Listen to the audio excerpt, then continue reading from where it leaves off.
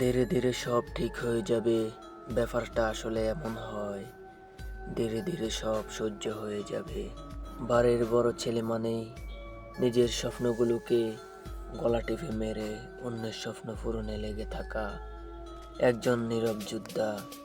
সবাই ভাবে ছেলেরা কেমনে অনেক শক্ত হয়, কিন্তু কেউ দেখে না গভীর রাতে কত ছেলেরা লুকিয়ে লুকিয়ে চুপচাপ কাঁদে একা একা।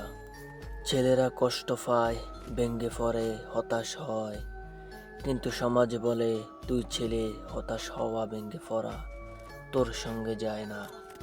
পরিবারকে হাসাতে গিয়ে ছেলেরা নিজের হাসিটাই যেন হারিয়ে ফেলে, সেই হিসেবটাও কেউ করে না, এবং তারাও বোঝে না কখন সেই সোনালি দিন হারিয়ে গেছে।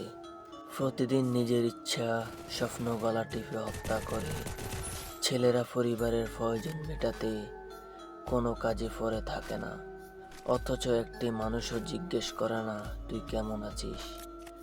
ছেলেদের কষ্টগুলো এতটাই নিঃশব্দ হয় যে এক সময় নিজেরাও বুঝে না তারা কি আদৌ ভালো ছিল বা ভালো আছে, না ভিতরে ভিতরে মরে যাচ্ছে। জগতের যত রকমের ভুল সব শুধু মধ্যবিত্ত পরিবারের ছেলেদের বেলায় হয়, যে ভুলের শুরু থাকে কিন্তু শেষ থাকে না। মধ্যবিত্ত ছেলেদের পরিস্থিতি এমন শিক্ষা দিয়ে থাকে যে শিক্ষা কোনোদিনই কোনোভাবেই তারা পেতে চায় না। শখের বয়সে স্বপ্ন ভেঙে আঁধার আকাশে উড়ে যাওয়া উড়ন্ত ফানুস, চোখে পানি আমাদেরও আসে, দেখায় না, কারণ আমরা মধ্যবিত্ত পরিবারের ছেলে। মানুষের নাকি সময় বদলায়, কিন্তু আমার মতো মধ্যবিত্ত ছেলেদের সমস্যা বদলায়। হারিয়ে যাওয়া প্রায় সব কিছুই যেন ভীষণ রকমের সুন্দর হয়, তবে নিজেকে হারিয়ে ফেলার মতো বিশ্রী হয়তো আর কিছুই নেই। প্রতিটা ছেলে মানুষের বুকের মধ্যে একটা করে আয়নাঘর আছে, যেখানে গুম হয়ে যায় কত না বলা কথা, কত না পাওয়া ভালোবাসা। আমি যখন দেখলাম আমার মন খারাপ হয়, সময়ে আমার পাশে কেউ ছিল না, তারপর থেকে আমি ভীষণ একা থাকতে শিখে গেলাম। কিছু মানুষ আমাদের জীবনে মন খারাপের রাত্রি নামিয়ে দেয়, অন্য কোথাও আলো ঝলমলে সকালের আয়োজন করে।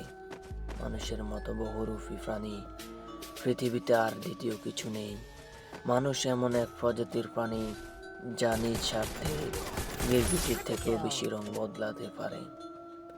ছেলেরা অকারণে নিজেকে একলা করে ফেলে না, ছেলেরা অকারণে কোলাহলকে দূরে ঠেলে শুনশান নীরবতা প্রেমে পড়ে না, কখনোই না। একলা পথে চুপচাপ হাঁটা, কারোর জন্য নিজের স্বপ্নটা ছেড়ে যাওয়া। ছেলেরা কাঁদে না, কারণ কাঁদলে সমাজ বলে দুর্বল। সবকিছু হারিয়ে ফেলেও ছেলেরা